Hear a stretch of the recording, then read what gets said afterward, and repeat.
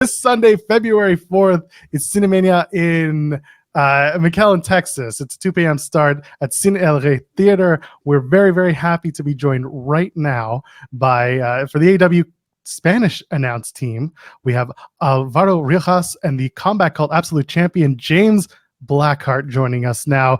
Good morning, gentlemen. How are we doing? Good morning. Thank you for having us, man. We're good. We're pretty good. Good. Pretty solid over here, man. Thank you for having us. Thanks for joining us. We appreciate it. Let's hop right into it. The big question on everyone's mind, James, you're facing Serpentico at the event. Yeah. Have you spoken with Nyla Rose on ways to combat Serpentico? I have not. However, from what I know, Serpentico is considered the gatekeeper of AEW. And because of this, I'm considered the gatekeeper of the Rio Grande Valley, McAllen, Texas. So this Sunday, McAllen, I'm going to see what Serpentico's got. I'm going to give him everything that I've got. I'm going in there. We're just going to get it done. We're going to put on the show. Serpentico is known for cheating. I don't know if you know that. He likes to cheat a little bit. He's got Angelico at ringside. I don't know if Luther is going to be there. Luther, friend of the show. Feel free to punch him if you see him. But he'll cheat a little bit. You gotta look out for that kind of stuff. Like, how prepared are you for Serpentico?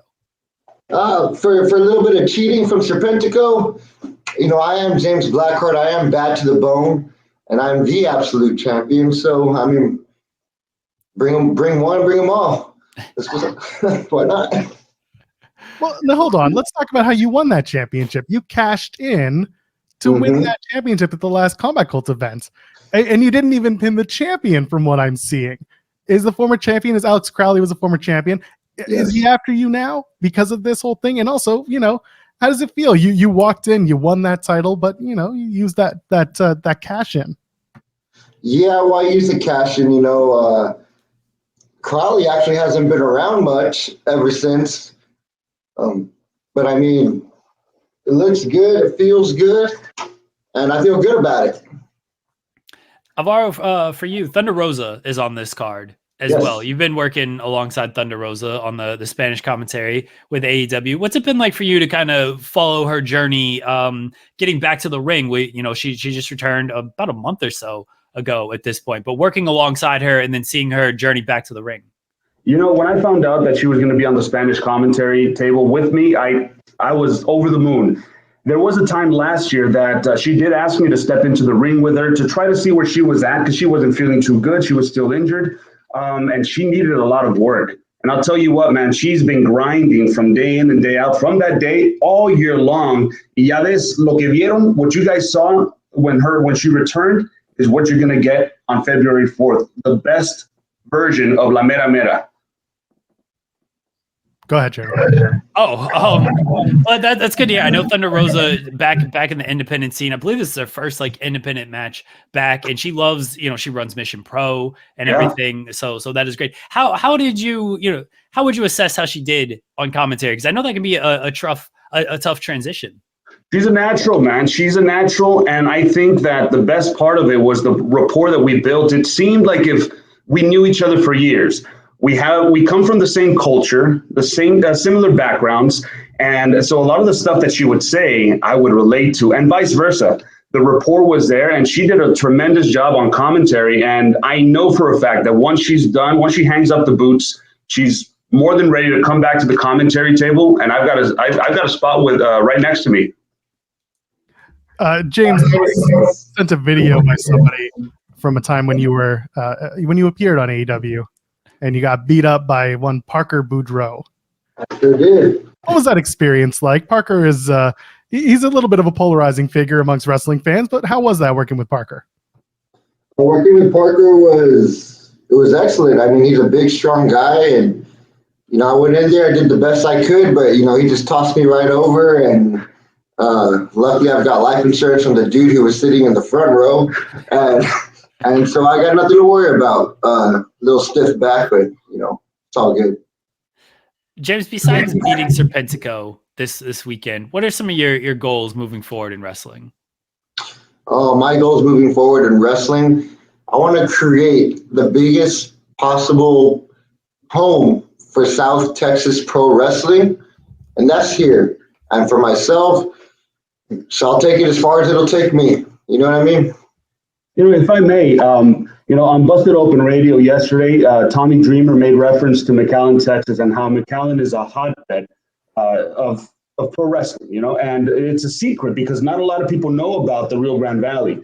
Not too long ago, there was a map that was put up on social media, and it was the map of Texas. And the map of Texas, when it came to indie wrestling, did not display any talent or any names from the Rio Grande Valley, when the Rio Grande Valley has produced stars like Victoria, who's now with WWE as Raquel Gonzalez. She's been doing a tremendous job. She's from the Rio Grande Valley. I'm working with AEW. The Rio Grande Valley has tremendous talent, and I think that now that I'm able to bridge a gap between the televised world of pro wrestling and the biggest stars locally here in the RGV, I think once we bridge that gap, a lot of people are going to be made aware of stars like James Blackheart.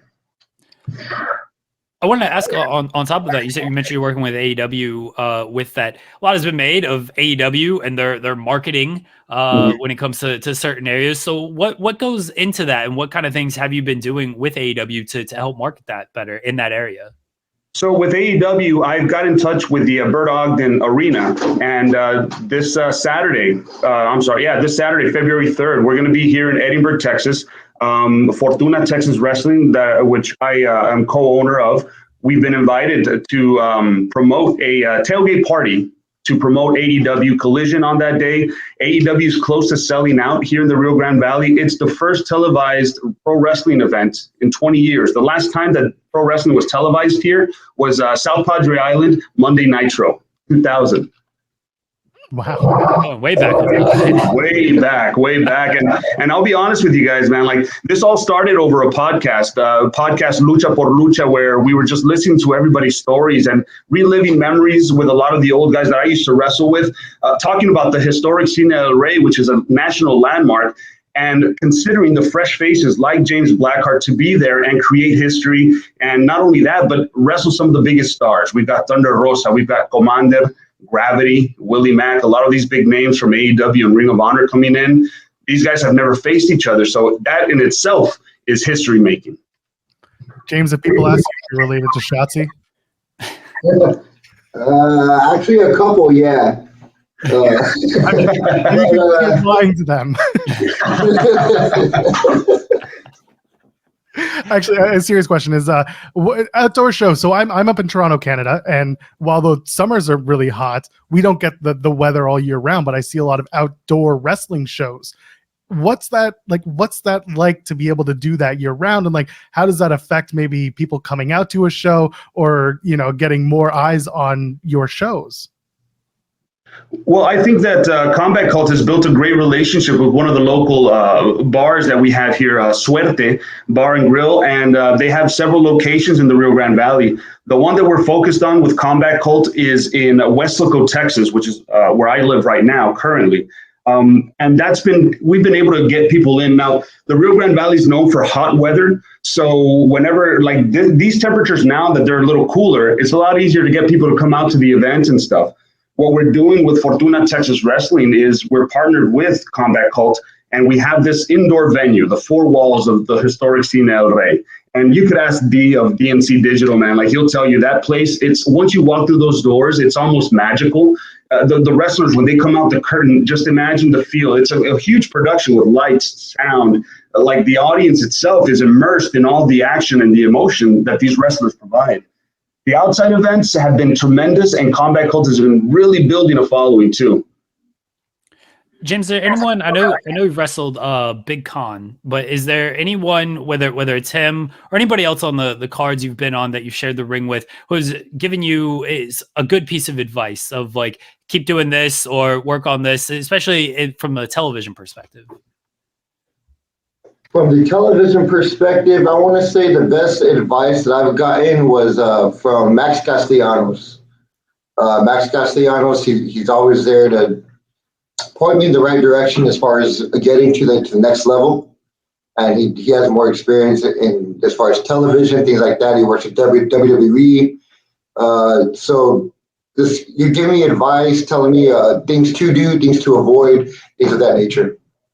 Max Castellanos is another guy from the Rio Grande Valley who went out to Florida. And if you watch back Breaking Ground, a WWE documentary with all the NXT stars, he's on there. And that was his early years. He was inexperienced. And if you see him now, he's known as El Chingón de Texas because that's really what he is. Max Castellanos, El Chingón de Texas.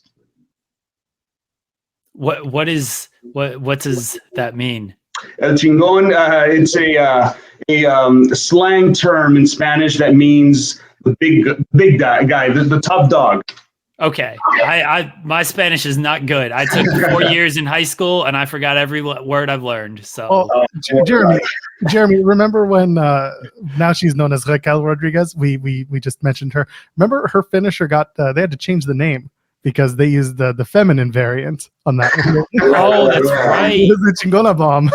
Yeah, and that's the thing. Like for us in our culture, it's a word of endearment for us to call ourselves that. It's a powerful word for both men and women.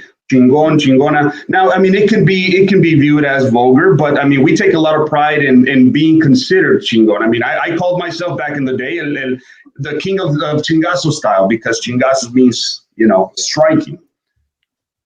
Anything I know comes from Luis Polito, who's been in the moderator on our chat. He translates all that stuff for me. That's shout out to Luis. Oh, he's the best. He rules. He's fantastic. Go ahead, Joel. No, I mean, really, my one of my last questions is just the infiltration of lucha into AEW. I know that's been a big deal and a big project within AEW. How has that been, and like how involved are you moving forward with having more lucha influence in AEW? Man, I'm not very involved. I'll be honest, but my good buddy Alex Abrahantes, he's very involved, and we've been able to build these relationships with the luchadors who come in, and and it's funny because back when when I've done extra work for WWE, going into the catering area, you see all the different groups. You see the Mexicans over here, or the Latinos, because it's Mexicans, Puerto Ricans, and everybody all together. You see the Japanese sitting over there. And in AEW, it's very similar. But I think it's just because we gravitate towards each other. So we've been able to build good relationships with the luchadors. And now it's an exciting time when we're bringing in a night and luchadors TMLL Friday on Rampage. So, I mean, it's been exciting having these luchadors. James, my last question for you, for new fans who might not know who you are, explain who James Blackheart is and why everyone should certainly come out to the show this weekend and see you take on Serpentico. James Blackheart, I am bad to the bone, and I'm the hottest rising star, not just in the RGV, but in Texas. And from here going forward, I'm going to keep climbing that mountain. Things are only going to get bigger, better, and I hope everyone's along for the ride. If you can unmask Serpentico, there's a rumor that there is a man underneath that mask, and we need to see if that person is actually true. If he actually is the man that people claim that he is. I don't want to spoil it for everybody. I don't want to give it out there. I will be honest that I've never seen them in the same room. Yeah, that's why we got to unmask them. That's why we got to unmask them. We can't say it. Well, Serpentico, sorry about that, but Serpentico, I'll be coming for you and your mask because I'm going to do that for the people. There we go. DNC Digital, who helped us out setting this all up. We really appreciate them. Combat Cold, absolutely. This big things, giving Spanish lessons. We appreciate DNC Digital. We appreciate you guys joining us here today. Again, let everyone know where they can find you at. Let everyone know about the show this weekend and plug anything else you want to plug. Dude, find us on at Combat Cult Fight on social media, at Fortuna Texas Wrestling, at Lucha por Lucha. This Sunday, CineMania, starting at 2 p.m. Don't miss it. We're going to look at streaming options, and if we don't stream, guys, we're going to film it, and we're going to release the footage sometime. Love it. Go check out the show. Tons of stars going to be there. James going to be there, of course. Serpentico, Willie Mack, Commander, Gravity, Thunder Rosa is going to be there. So go check it out. That's Sunday. That's February 4th. That's my wife's birthday. So there you go. I can't forget that. Happy birthday to her. Go check it out. No se lo pierdan, damas y caballeros. Gentlemen, thank you so much. Alvaro Riojas and James Blackheart. Good luck this week. Thank you, gentlemen. We appreciate it.